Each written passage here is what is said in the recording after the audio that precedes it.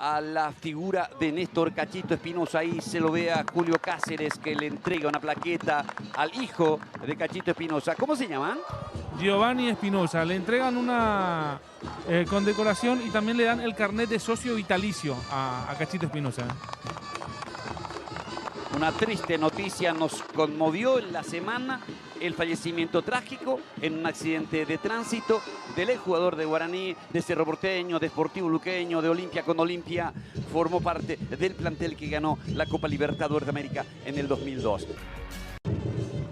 Ya está autorizado. Mira, Silva arranca, remató.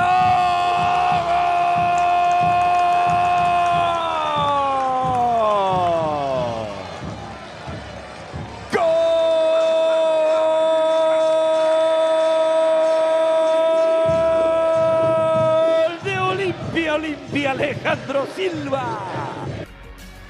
La rechazó, ahora la quiere Otálvaro, no impactó la pelota, entonces Romeo va, vuelve Silva, sigue Romeo, que es muy rápido, muy veloz, escapó de Otálvaro, sigue Romero, busca la raya, ganó, notable, gran jugada, toque, rebote, ¡gol!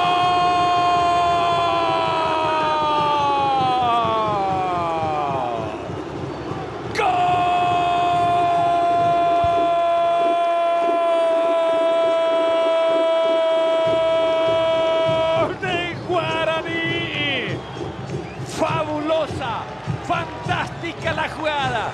Sí, para las estadísticas quedará que es gol de Ángel El Pira Benítez, pero qué monumental jugada hizo Romeo en un altísimo porcentaje.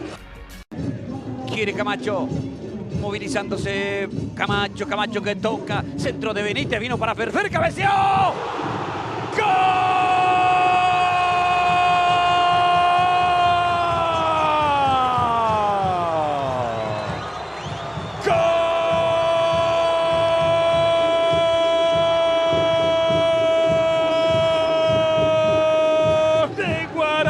Guaraní, Fernando Fernández, casi no la había tocado, pero así son los goleadores. Impresionante el salto.